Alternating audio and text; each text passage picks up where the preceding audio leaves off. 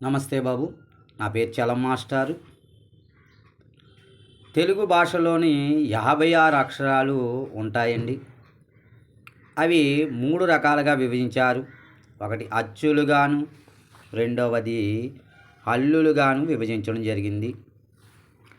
మూడవది ఉభయాక్షరాలు అంటారండి. 3 అచ్చులు తీసుకున్నట్టయితే ఆ, ఆ, ఈ, ఈ, ఓ, ఓ, అరు, అరు, ఏ, ఏ, ఐ, ఓ, ఓ, ఔ,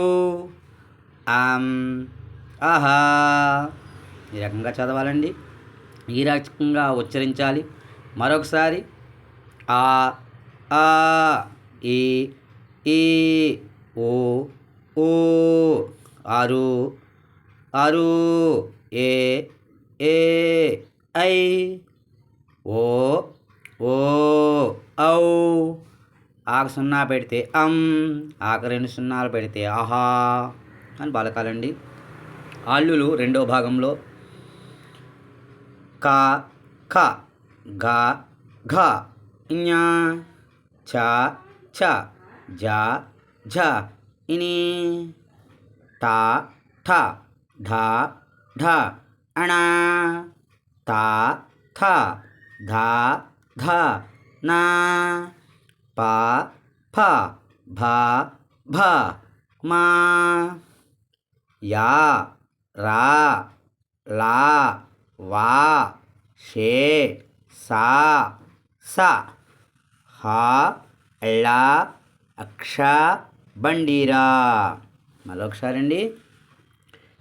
క, ఖ, ఘ, ఘ, ఞ, ఖ, ఖ, ఘ, ఘ, ఞ, ఖ, ఖ, ఘ, ఘ, ఞ, చ, ఛ, ఝ, ఝ, ఇని, ఠ, ఠ, ఢ, ఢ, అణ, త, థ, ధ, ధ, న, ప, ఫ, భ, భ, మ,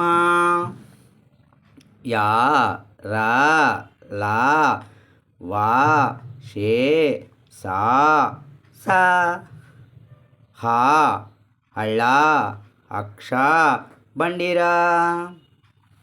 ఉభయాక్షరాలంటే 3 అని చెప్పాను కదండి.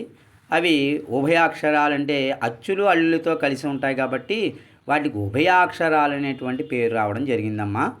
ఒకటి సున్నా, దీన్నే పూర్ణ బిందువు అని కూడా పేరండి. రెండవది అరసున్నా, ఇది అర్ధ బిందువు అంటారండి దీన్ని.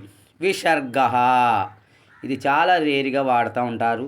దుఃఖము, హంతపురము అటువంటి పదాలు వచ్చినప్పుడు మాత్రమే విసర్గ అనేటువంటి పదాన్ని వాడతారు. ఈ అరసున్నా అనేది పద్యాల్లో వాడడం జరుగుతుందండి.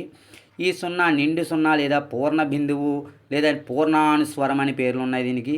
దీనిని ఎక్కువగా అచ్చులు అల్లుల్లో కూడా ఎక్కువగా మనకు కనిపిస్తూ ఉంటుందండి. ఈరోజు ఇవి బాగా నేర్చుకోండి అమ్మా. నమస్తే అమ్మ.